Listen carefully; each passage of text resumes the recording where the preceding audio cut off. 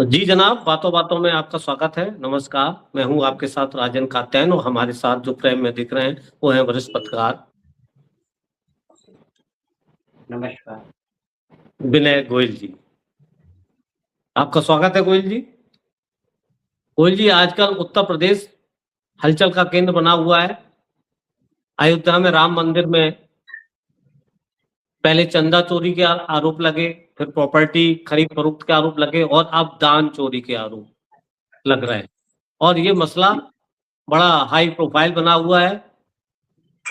चंदा दान पात्र से चोरी का आरोप लगा। 7 करोड़ का शुरुआत में आरोप आया कि उससे दान चुराया जा रहा है।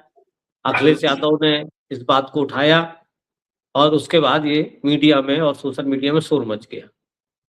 और अब आनन फानन में उत्तर प्रदेश सरकार ने एक एसआईटी गठित की और उसकी जांच हो रही है। और जब जांच शुरू हुई तो बड़े अजीबो गरीब चीजें सामने निकल के आने लगी। और धन कहीं गोबर से निकल रहा, कहीं घूरे से निकल रहा। कर्मचारियों से, जो वहां सफाई कर्मचारी थे, जो वहां दान पात्र को हैंडल करते थे, वो कर्मचारी, उनके घरों से पैसा निकलने लगा। और अब जांच हो रही है। 3 सदस्यीय कमेटी बनाई गई है जिसमें लखनऊ के कमिश्नर और एक पुलिस अफसर और साथ में एक भारतीय राजस्व सेवा के अधिकारी, 3 कमेटी है। वो वहां अयोध्या में डेरा डाले हैं और कल भी उन्होंने जांच की। करीब 44 लोगों से पूछताछ की, लेकिन अभी प्रमुख लोगों तक जांच की आंच पहुंची नहीं है। अभी कर्मचारियों से, जहां पैसा गिना जाता है, उनसे, यही सब जांच का विषय बना हुआ है। और इस बीच रिकवरी जरूर होने लगी। एक जगह 10 लाख रुपए घूरे में गले मिले। और प्रॉपर्टियां, अब आरोप लग रहे हैं कि जो वहां के कर्मचारी हैं, जो कल तक, तो पहली बात तो उस ट्रस्ट से चोरी हुई क्यों, और हुई तो क्या अब सरकार ऐसे लोगों की जांच कर पाएगी जो कि महत्वपूर्ण है सरकार के लिए। केंद्र सरकार के द्वारा बनाए गए इसमें ट्रस्टी हैं। क्या कहना है आपका? देखिए, जिस मामले की बात आप कर रहे हैं, वो न केवल देश में बल्कि पूरे विदेशों में भी इस बात की चर्चा चल रही है। कारण यह है क्योंकि इसमें चंदा देने वाले विदेश से भी लोग हैं, जो भारत में न होकर बाहर बसे हुए, और मंदिर में चंदा देने के लिए उन्होंने काफी धन एकत्र किया, यहाँ जमा किया है। अब सबसे बड़ा सवाल ये है कि जो लोग ट्रस्ट में बैठे हुए हैं बड़े अधिकारी के रूप में, उनके खिलाफ जांच कौन करेगा? एसआईटी गठित की गई है। एसआईटी इसलिए गठित की गई है कि जनता को केवल एक लॉलीपॉप दे दिया जाए कि देखिए, हमने जांच समिति बैठा दी है, अब जो भी रिपोर्ट आएगी उसके बारे में बाद में जो दोषी होगा उसके खिलाफ वो करेंगे, कार्रवाई करेंगे। अब चाबी चोर के हाथ में है, तो अब कैसे पता चलेगा कि चोर कौन है और शाह कौन है? बड़े आराम से लोग पिछले 2-3 साल से हेरा फेरी करते रहे, घोटाले करते रहे, और तो इतना तक सामने आया है कि चोरी करते समय ये लोग वीडियो कैमरे बंद करा देते थे, या जो रिकॉर्डिंग होती थी उसको डिलीट भी करा दिए। यहाँ का जो पूर्व लेखाधिकारी महिपाल सिंह थे, उसने तो खुलेआम कैमरे पे ये कहा है कि हर दिन 1.5 से 2 लाख रुपए एक्स्ट्रा चुराए जाते थे और उनको चंपत राय के यहाँ भेजा जाता था। तो ये समझ लीजिए, चंपत राय प्रधानमंत्री मोदी के बहुत करीबी है। कारण है वो विश्व हिंदू परिषद से जुड़े रहे, और विश्व हिंदू परिषद, आरएसएस और ये सब संस्थाएं मिलकर ही तो भारतीय जनता पार्टी को इतना महत्वपूर्ण बनाते हैं। प्रधानमंत्री बिना इनकी सहमति के थोड़े बने हैं। तो ये समझ लीजिए कि जो जांच कमेटी की बात कही गई है, वो सिर्फ मामले को लंबा खींचने की बात है, जनता को सिर्फ बहलाने फुसलाने की बात है।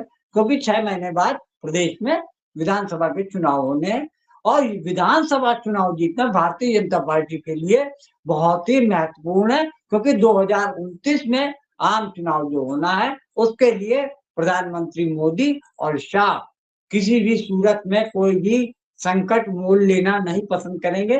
सिर्फ दिखावा किया जा रहा है, ये कि जनता के सामने ये कहा जाए कि देश की सरकार और मंदिर का ट्रस्ट बहुत ईमानदारी से काम कर रहा है।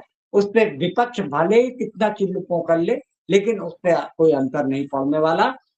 चाहे संजय सिंह कुछ भी कह ले, चाहे अखिलेश यादव कुछ कह ले।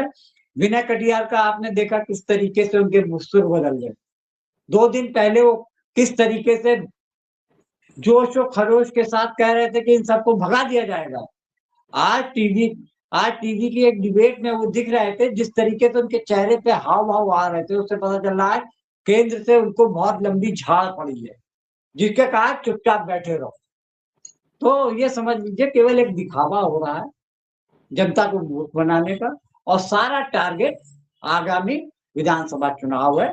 इसी बात को लेकर प्रधानमंत्री मोदी और उत्तर प्रदेश के चीफ मिनिस्टर इस मामले को बिल्कुल लीड कोर्ट कर बिल्कुल शांत कर देना चाहिए। जी, आप बिल्कुल सही कह रहे हैं कि वो केंद्र सरकार द्वारा बनाया हुआ आयोग और ट्रस्ट और उसमें केंद्र से नॉमिनेट लोग, तो उनकी जांच, और जाहिर है कि ऐसे लोगों को बनाया गया होगा जो विश्वास पात्र होंगे, विश्वस्त होंगे केंद्र सत्ता के, और अगर उन्हीं के ऊपर आरोप है तो बड़ा मुश्किल है। और फिर जब उन्हीं ने बनाया और वही जांच करेंगे, उन्हीं के अधिकारी जांच करेंगे, तो ये संभव है नहीं देखा जाए तो। और बताते हैं कि चंपत राय, गोपाल राव और डॉक्टर अनिल मिश्रा, ये वहां पे सारे कर्ता धर्ता यही लोग हैं। वहां पे कोई भी मेंटेनेंस होना है, खरीदारी होनी है, कहाँ पे किसकी ड्यूटी लगनी है, कौन क्या करेगा, कौन सफाई करेगा, कौन फूल लाएगा, कौन आज घंटी बजाएगा, ये सब पूरा चंपत राय की देखरेख में होता है। और ताज्जुब है कि इतना बड़ा घोटाला होता रहा, आखिर बिना सहमति के कैसे संभव हो पाया। अगर नीचे वाले कर्मचारियों पे ठीकरा फोड़ भी दिया जाए तो ये बात वाजिब नहीं होगी। जैसे अब कोई लवकुश मिश्रा है, वो निकल के आ रहे हैं, एक उनके चालक है टिन्नू यादव, उनका नाम आ रहा है। तो कल को उम्मीद पूरी तरह से यही है कि कुछ छोटी मछलियों के जांच में साबित करके वो बोले ये सामान्य चोरी है और बात को रफा दफा कर दिया जाए। आप जो कह रहे हैं जिस तरह से जांच में नहीं निकलेगा, तो यही पूरी उम्मीद बढ़ गई है कि जांच में कुछ मछलियों को शहीद करके छोटे कर्मचारियों को और इतश्री कर दी जाएगी, ऐसा लग रहा है। लेकिन जहां पे करोड़ों रुपए, अब कुछ तो मीडिया में रिपोर्ट आ रही है कि 1200 करोड़ रुपए की कुछ संपत्तियां हैं, शिलालेख हैं, हीरे जवाहरात हैं, जो आपने कहा विदेशों से आ रहे थे। तो ये तो बड़ा मसला, मतलब इसकी जांच तो बहुत ही निष्पक्ष होनी चाहिए।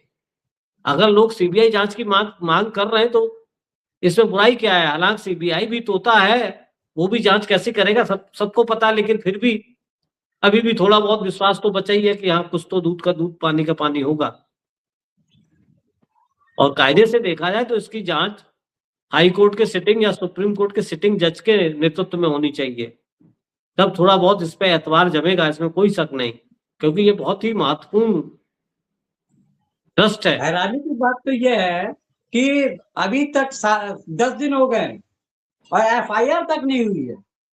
सबसे बड़ी चीज है कि एसआईटी किस बात की जांच करेगी, जब कोई आरोपी नहीं लगा है, कोई उसकी तहरीर नहीं दी गई है, जबकि 3 लोगों ने इसके मामले में पुलिस में एप्लीकेशन दे रखी है, मामला अभी तक दर्ज नहीं हुआ है। एक संतोष दुबे हैं जो कि धर्म संसद करके चलाते हैं, उन्होंने एप्लीकेशन दे रखी है, एक आध लोगों ने और दे रखी है।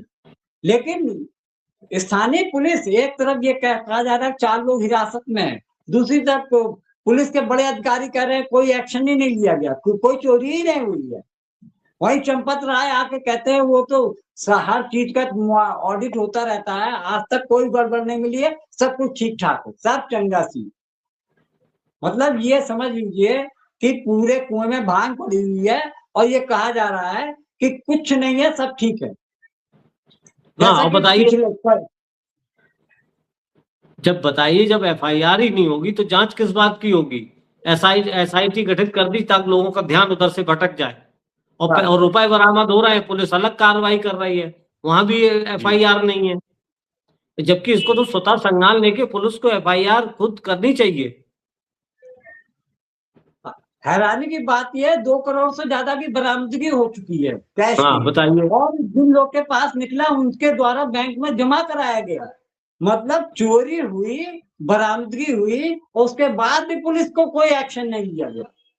न ट्रस्ट ने कोई जरूरत समझी और न सरकार समझ रही। न एक सरकार। तरीके से ये ट्रस्ट और सरकार मिलकर लंबे दौर से ये घोटाला चला रहे हैं। जी, बिल्कुल सही आपने कहा कि ना ट्रस्ट कुछ समझ रहा, बरामदगी जरूर हो गई, पुलिस ने कर दी, ना पुलिस एफआईआर कर रही, ना सरकार जिम्मेदारी समझ रही, ना ट्रस्ट कह रहा कि भाई ये बारे नारे हो रहे हैं, पैसे उधर जा रहे हैं, तो ट्रस्ट भी आगे बढ़ के आ सकता था एफआईआर कराने के लिए कि भाई चिन्हित करो चोरी कौन कर रहा है। और ये सुगबुगाहट चल रही है जब विपक्ष के नेता या अखिलेश ने, समाजवादी पार्टी के अध्यक्ष अखिलेश ने जब ये बात उठाई, उसके बाद जो इस ट्रस्ट के अध्यक्ष हैं नृपेंद्र मिश्र, उनको दिल्ली बुलाया गया। अब किस लिए बुलाया गया, उनसे क्या सिचुएशन समझी गई, क्या किया गया, फिर वो आए, लेकिन उन्होंने आके अपना जवाब दिया कि भाई मैं तो फाइनेंस देखता नहीं, तो मैं तो कंस्ट्रक्शन का काम देखता हूँ। चंपत राय देखते हैं, और चंपत राय से आज तक पूछता, अभी एसआईटी ने अभी तक हम लोग बात कर रहे हैं, तब तक एसआईटी ने अभी चंपत राय से पूछा जरूर है, लेकिन उनसे कोई ऑफिशियली उनका बयान लिखित में या कुछ नहीं लिया गया। किस हैसियत से जाएंगे चंपत राय के पास? जांच गठित में जो आईएएस और अधिकारी आईपीएस रखे गए हैं, वो खुद ही जांच के दायरे में है। उनकी क्या हैसियत होगी चंपत राय से जांच पूछताछ कर ले, जांच पड़ताल कर ले? किसी की हिम्मत है कि नृपेंद्र मिश्रा से जांच इंक्वायरी में कह दें कि आप आइए जवाब दीजिए? तो ये समझ लीजिए कि केवल दीपापोती हो रही है, केवल नाम के लिए एसआईटी गठित कर दी गई ताकि विपक्ष का मुंह बंद किया जा सके और जनता को बस बहला दिया जाए कि नहीं बस रिपोर्ट आ जाएगी, हम सब पे एक्शन लेंगे। पिछली जांचों में कितना रिपोर्ट आया है? जमीन विवाद में एसआईटी बैठी थी, आज तक क्या रिपोर्ट आई है? किसी पे कोई एक्शन हुआ है? कोई एक्शन नहीं हुआ। जी, बिल्कुल सही कह रहे हैं आप। इसीलिए जब दिल्ली से नृपेंद्र मिश्र आए तो उन्होंने कहा कि देखिए 48 घंटे के अंदर राज्य सरकार ने एसआईटी गठित कर दी, कितना बड़ा काम कर दिया। तो आप सही कह रहे हैं कि मजाल है कि नृपेंद्र मिश्र से कोई सवाल जवाब कर लेगा, और उस कमेटी की ये औकात है कि नृपेंद्र मिश्र से वो सवाल पूछेगी।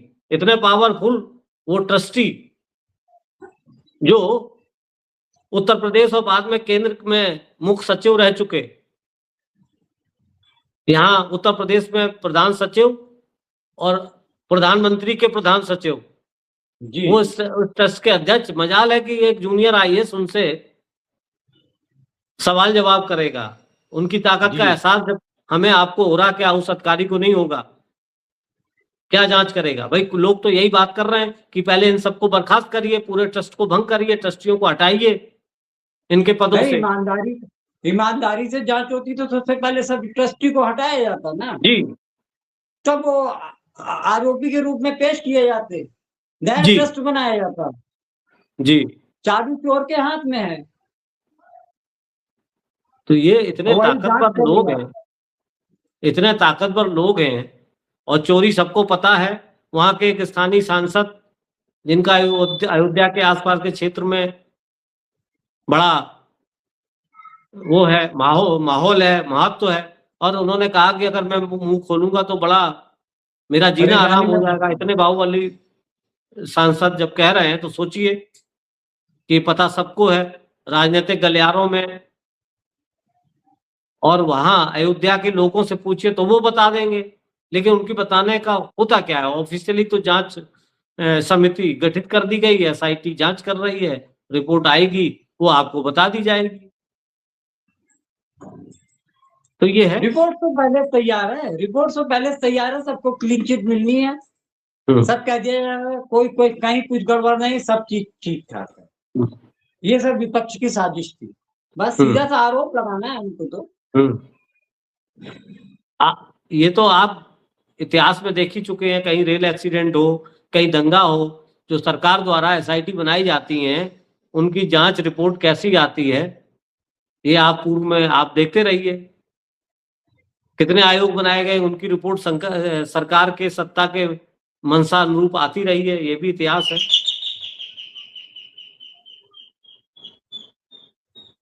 देखिए क्या होता है। हम आप कर भी क्या सकते हैं?